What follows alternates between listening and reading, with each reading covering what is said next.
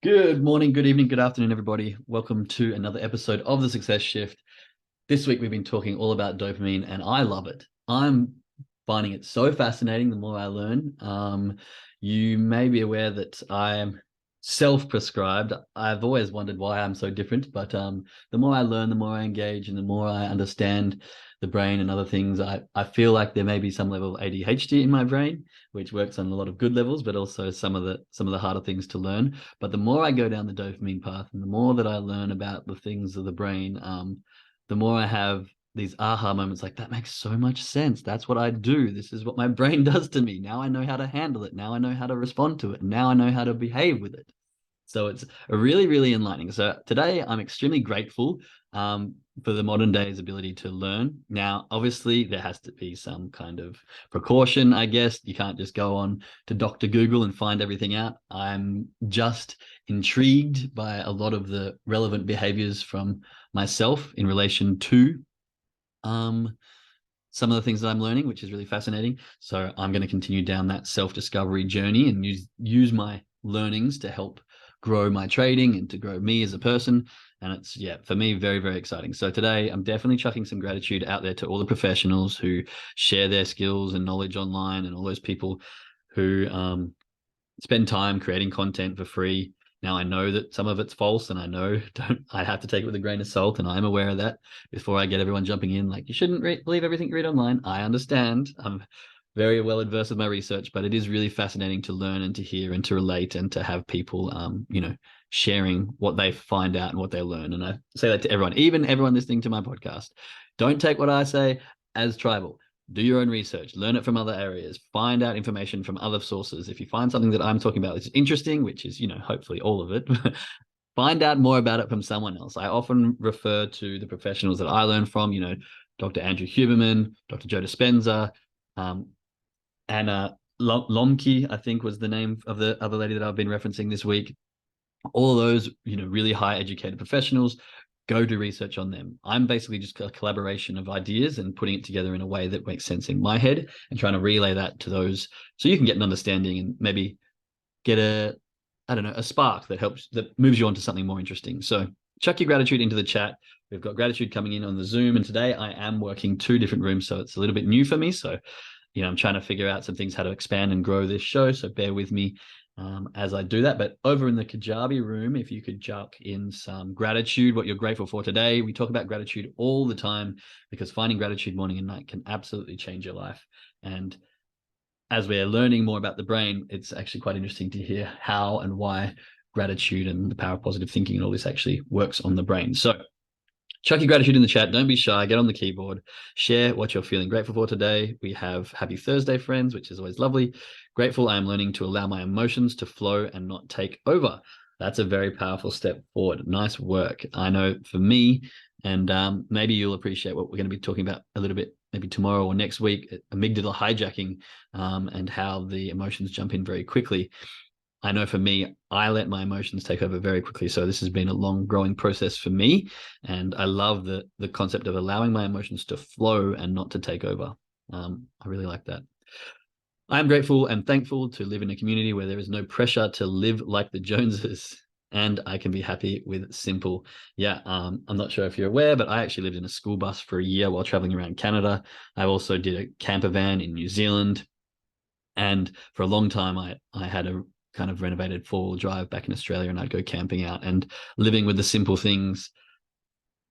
For me, it is incredibly enlightening and very related to what we've been talking about today, this week, shall I say, because in the materialistic world, what those things and materialistic possessions do, and those cravings and the signs and the flashy lights and the social media, all this is doing is giving you hits of dopamine, and you feel like you're craving them. And what happens is you build up this tolerance, and then you feel unsatisfied with all the things that you've got. Okay. And actually one of the things, so this is a great little segue, but one of the things that I was going to talk about today is actually a dopamine detox. And so we'll talk about the concept of that a little bit later. But when you have all of this stuff, you've got social media scrolling, you've got junk food, you've got, I can sit on my couch, watch Netflix on demand, and have food delivered to my door. And in Germany, you can have alcohol delivered to your door. And You can sit there all day, all weekend if you wanted to, and not move a single thing. Now, this is a crazy concept because the way that dopamine works is like a motivator. So dopamine, we talked about this yesterday, dopamine, the rat experiment we were speaking about. Dopamine comes into the brain, and you can like whatever you have, but when you lack dopamine, you don't have the motivation to get up and get your things. And what's happening in this day and age, like we have access to so much stuff without needing to actually strive for it, without the hunt, without going and actually getting the things. You can have everything dropped at your door. And so this is absolutely messing with our brain system and the way our dopamine levels work, and the way that we can get kind of overloaded with dopamine hits and be unsatisfied with so much. And so back to the concept of living simple, when you do minimalistic, when you break things down, when you go camping, get back in nature for the weekend and do nothing but, sit in the ocean or fish or, go out there with very little, which is what I love doing. That's like a complete dopamine detox. You're really kind of resetting the brain a little bit. And so the concept of living simple is incredible. And I think that is kind of where my passion for my future endeavors of building, these tiny carbon negative neutral homes, but still entertainable, comes from. So I love that concept of living simple. I love the concept of tiny homes, and I love the cleanse that you can get from going out and living, the simpler life. And often, I don't know about you, chuck some ones in the chat if you've had an experience with this, but some of the people that are the happiest are those who have the least. When I was traveling through Borneo, I remember this vision so clear and distinct in my memory. We were backpacking through Borneo, and we had to go from one part of Borneo to the other corner, and we we're going to jump on a boat and head over to this marble island, which was great for diving. But it's in the tropics. Torrential rain came in, and us being our first world rich touristy people, I was actually more on a holiday than a backpacker at this point. I had laptops and cameras and stuff like that in my backpack. So we were a bit young, but we were like, oh, we don't want to get our bags wet. We don't want to get this. So we chucked all of our stuff in this truck that came to pick us up. We thought it was going to be a car, but it was a truck. Chucked all our bags inside the cab, and then we sat in the back of the tray while it was torrential rain pouring down, and we kind of drove through thinking it was going to be, this miserable trip. But it very quickly turned around, and it was nice and tropical weather. So if you've been in the rain, it's not too cold out there. So there was 5 of us sitting in the back of this tray, rain pouring down. And as we drove through the streets, people in Borneo don't have much money. They really are quite on the poverty line, but it was just flooded with children laughing hysterically. We were driving through, and there would go a bunch of kids on the side hoping we'd drive through the puddle, and we'd drive through, splash them, and everyone would be screaming like, yeah. And then the next thing would come along, and there'd be a bunch of kids playing in an empty, like, barren wheelbarrow, but it was full of water, and they're all just so happy and joyful. And it just brought such a realization that we don't need to live in this very stuff-filled society like we do, first world countries, Canada, Australia, people listening from America and UK. But that happiness can really be found with very, very little, and being being in the present, right?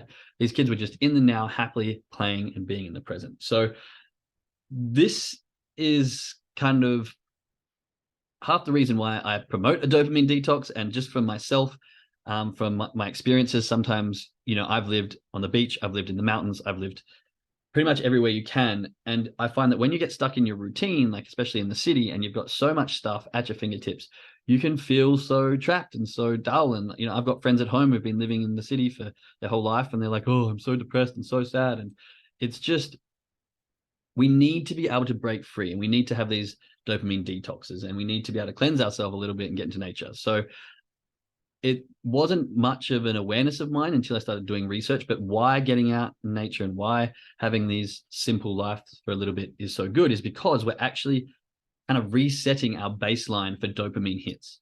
And it's very, very fascinating. So definitely recommend something like that. Now, you don't have to go camping for a weekend to sit with, nothing but the bush for the whole weekend to do these detoxes. You can do something like once a month on a Sunday. You wake up, you leave your phone in you don't check your phone for a whole day. Yeah, scary, right? Chuck some ones in the chat if you would struggle to not look at your phone for an entire 24 hours. But you can do things like no phone, no Netflix, no TV, just drink a lot of water, meditate, read, journal, and then you can, drink, like I said, lots of water, and just give that detox from all these little dopamine hits that we've got surrounding us. Like, it is everywhere. And once you start to cleanse yourself from this sort of stuff for a little bit, you can come back and you enjoy these things a lot more. Your body goes, oh, that's right, I can actually appreciate and enjoy these things to a much higher degree because you've reset the baseline levels in your brain. Very, very fascinating stuff. So that's my concept of a dopamine detox.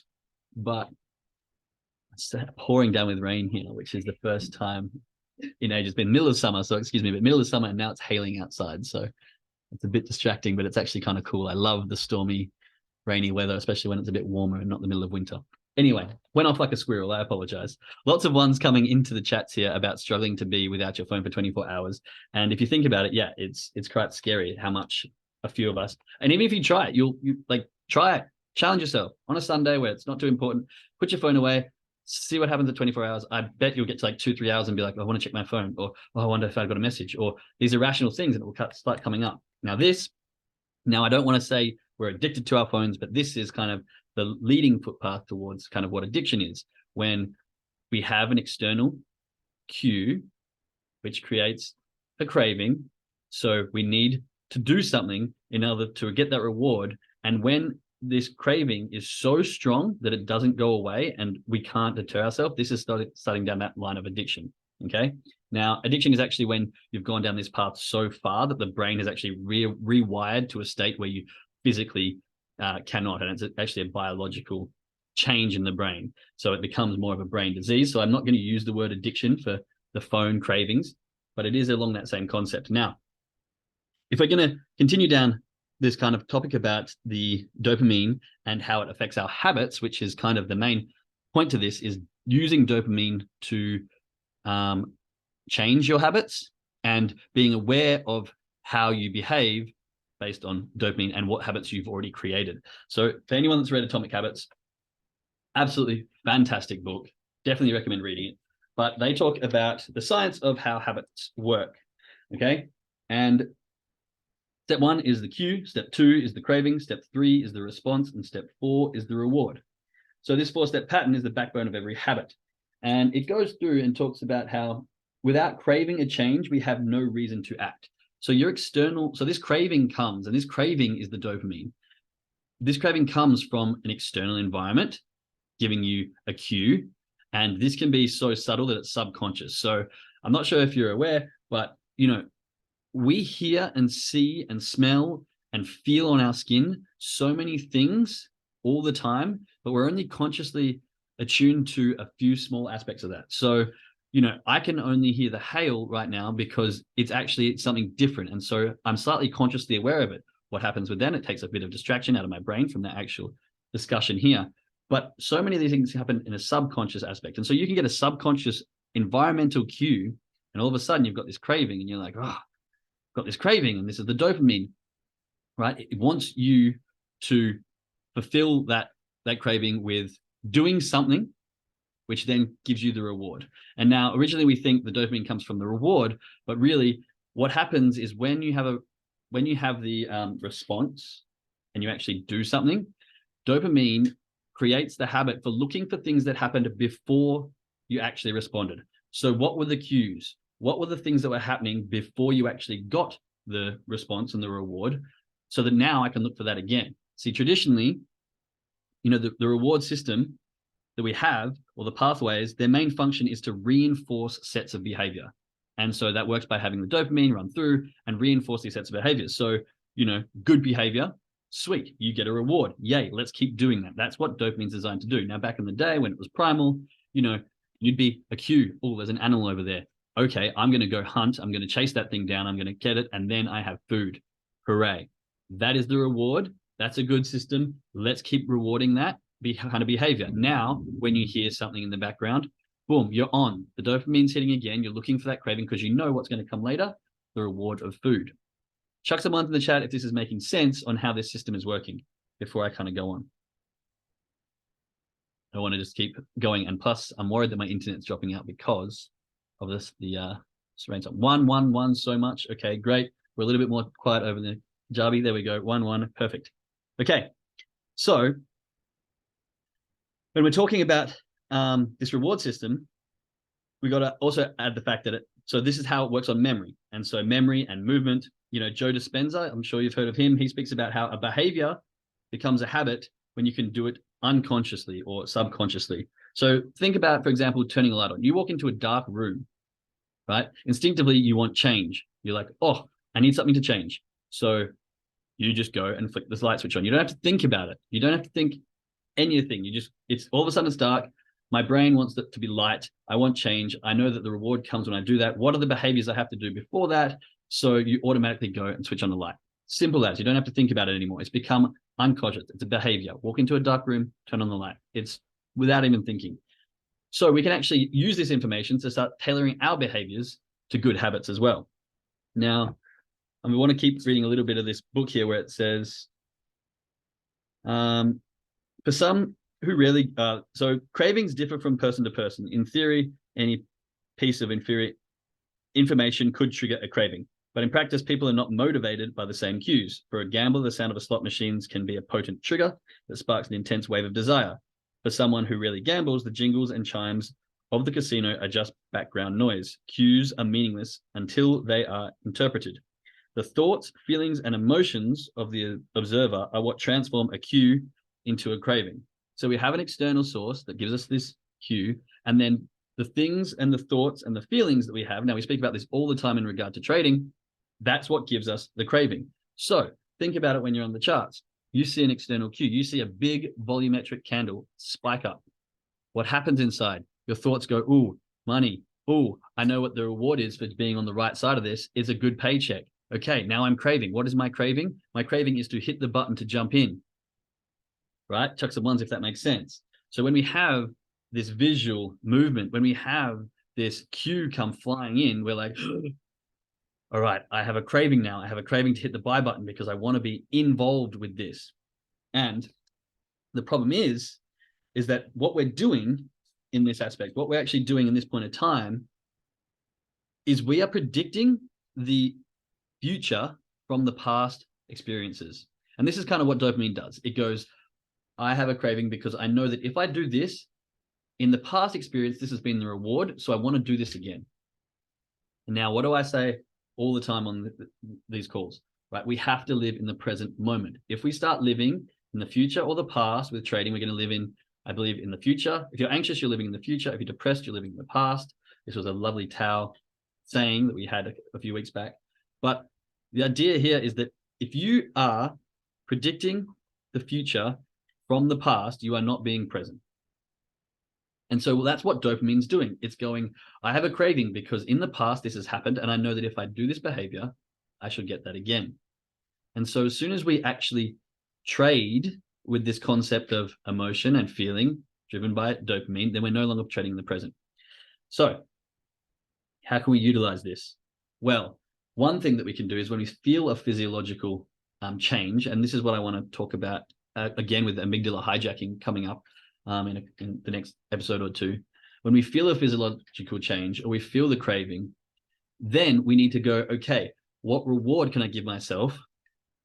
Or how can I respond with a good reward? So rather than going, I want to buy or sell, why don't we go, I have the craving, boom, I need to look at my trading plan. That's the reward that I'm going to get for having this craving. And then we can hopefully over time train ourselves that if I tick all the boxes, then I get to hit the button. So hitting the button now becomes the reward. The craving goes, I want to hit the button. The response needs to be look at the trading plan and make sure it ticks all those boxes. And then only then in that present moment, if it ticks all those boxes, once the candle closes, all right, I'm in the present. I'm in a sweet spot where all my trading plan boxes have been ticked and I can just hit the button without any worry or issue. Bang, hit the button. There's my reward. That's the dopamine we should be chasing, not the reward of emotional trigger from the candle. I'm going to hit the reward to get the money. I mean, of course, the money is the overall outcome. And I think being aware of that is also quite important. Now, I know we don't have too much time, so I don't want to read too much of this book, but they go on to say the same sort of thing. You know, we have to understand that we're trying to solve a problem.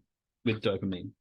So where is it here? It says that today we spend most of our time learning cues that predict secondary rewards like money and fame, power and status, praise and approval, love and friendship, or a sense of personal satisfaction. Of course, these pursuits are indirectly improve our odds of survival and reproduction, which is the deeper motive behind everything we do. And so we understand our primal needs and desires, then we understand, what we're actually trying to do. We're trying to solve a problem. In the trading world, and I'm not speaking for everyone, but the assumption here is that most people come into the trading world because their problem is they don't have enough money, they want more, and the solution is to trade to end up with more money. Now, what does having more money do? Now, this is when we talk about going in and understanding your why, because at the end of the day, more money doesn't mean shit unless you've actually got a plan to do something with it. I could have a ton of money just sitting in my room and it doesn't do anything until I actually spend it. And what I actually want to spend it on, that's my actual desire. Okay. Whether that's I want to spend it to impress my wife so we can then reproduce and have a bigger family, who knows? But you got to understand where this desire and craving comes from, the dopamine system that's creating it, and then learn how we can utilize this dopamine to affect our habits and create the good habits rather than having the really shitty ones, which are based on FOMO, the fear of leaving money on the table, all these fear trades. These fear trades come from, I was referring to this the other day as well, which I'll go into in another episode, but this trade trauma. Now, one of the problems with trading is how often have you been in a situation where, put some ones in the chat if you've been in a situation where you kind of see a bit of candle movement, so you jump in and then it just takes off and you just magically scoop up like 70, 80 points in a minute. I know I've been there and it's fantastic. But now if you chuck some ones in the chat, put some twos in the chat if you know full well that that didn't match your trading plan, but you did it anyway. Because that's definitely been me as well. Yeah, twos. There we go. In the Kajabi, 1, 2s. Yeah, and so what this does is this creates a negative behavior. And this is kind of what this trading trauma is. If you've been trading for a while and you've had a number of times where you've jumped in that don't match your trading plan and you've got points really quickly, this is creating a really bad reward system in the brain. This is going, you know what? Sometimes when I say fuck it and just hit the button, it pays off really well. My brain knows that. And not only that, but sometimes it gets really, really big, really, really fast. This is where FOMO comes from. We go, I know in the past I've done this and I'm really craving this good win, especially when you have a couple of losses. This increases because you're like, I've been following my rules. I haven't got some wins. I'm craving this big victory of money. It's getting more and more. You know what? I'm going to stop following my rules because they're not working for me. And I'm just going to say, fuck it and hit the button and hope. Now, this is where that revenge trading, this is where, over trading, all that sort of stuff comes in. And I know for a fact people have agreed with me on this in the chats. And I'm sure if you're new to the channel, you can also agree that there has been many times where, I just had a big thunderstorm bolt then. Sorry, it completely took me out of my chain of thought. But there's been many times where you have hit the button, had a big win and gone, oh yes, or you've taken a loss and you've just started to spiral. Do you know what I mean? So you've taken a loss, and then you maybe can hold out and be good for another one. And then it just starts. And then all of a sudden you end up with 5, 6, 7, 8, 9, 10 trades. And you're like, man, what have I done? In one session, I've just taken away the whole week's worth of discipline and the week's worth of good trades. Oh, I don't know if you guys can hear that, but it's getting heavy in the background here. You can? Yeah. Yeah, we can hear it. Yeah, it's okay. Yeah. So I apologize for being a little bit distracted, but the point here is that if we can understand our behaviors, then and the way dopamine's working, we can start to tailor them to our benefit. And the more that we understand, this FOMO coming from the dopamine chasing the big wins, or when maybe you've been in a situation where you've had 3 or 4 losses, and then all of a sudden you go against your rules, and it actually makes up, and then you break even. You're like, yes, cool, awesome. That is creating a really bad circuitry in your brain to repeat that behavior. And we know that doing this over the long time is not the way. Doing this way is like a gamble.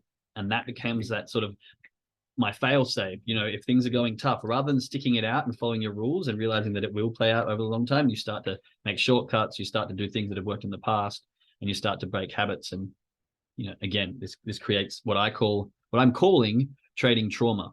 And that is where you've been in long enough to create enough bad habits that you're kind of stuck in this limbo place of, okay, I know my trading plan works, but I know that other things also work, but not having the willpower to distinguish between the two of them, or not having the ability to make a trading plan that's specific enough so that you stick with it. And just lastly on that, the two things I want to talk about with fear and greed trading. So fear being, that dopamine, living in the future, living in the past. One thing that I was just writing down just before this, and I wanted to share that. If you are struggling with your trading plan and you're struggling to follow it, if you know that you're a greedy trader, maybe put less on the trading plan and make sure that you follow those rules. So I've got like 7 or 8 things for each trading plan. And there was 1 or 2 which I didn't follow all the time. And that was a slippery slope of, oh, you know what? I don't have to follow my trading plan, and allowed me to some wiggle room. So I just ended up kind of doing what I want. But if you've only got 4 things on there, then you're like, okay, I definitely have to tick off these 4 boxes every single time. That's going to start to create the discipline of following the trading plan. Now, this trading plan might not work to the level you want it at, but over time, when you get really disciplined at just doing the 4 things, you can add 1 more checkbox. Okay, now I can do 5. You can add 1 more. Now, you can do 6 or 7 that is very, very specific to your trading plan. And the more you can add, the more and still stay following those rules, the better you'll get over the long term of trading. So I hope that makes sense. And conversely, if you are a fearful trader, put a lot in your trading plan. If you're like, I never take any trades, put 8, 9, 10 things in there. And then if you can follow every single one of them, you know full well that actually, okay, this is ticking all my boxes. I don't have to feel fear for entering this trade because it's actually ticking a lot of my things. And so fearful traders, put a lot in your trading plan. Greedy traders, put a little so that you can follow it and then increase it slowly. Fearful traders, you can actually decrease it because you might feel like, oh, I'm never taking any trades. But at least if you take the ones that only match, then you'll be good. Okay? So hope that makes sense. There was much more that I want to talk about, but clearly with a little bit of a thunderstorm happening here, I got a bit distracted and I could talk about this stuff for ages. So for those who are trading with us, jump over to the trading call. That'll start right now. For those listening on the podcast, thank you very much. I'll speak to you later. Don't forget, if you have your trading plan, read through your trading plan, read through your trading journal as well. Go through, make sure that you've got yourself, do your brain warm up, make sure you're in the right state of mind, and make sure that you're ready to go. All right. Much love, and I'll speak to you again soon. Bye.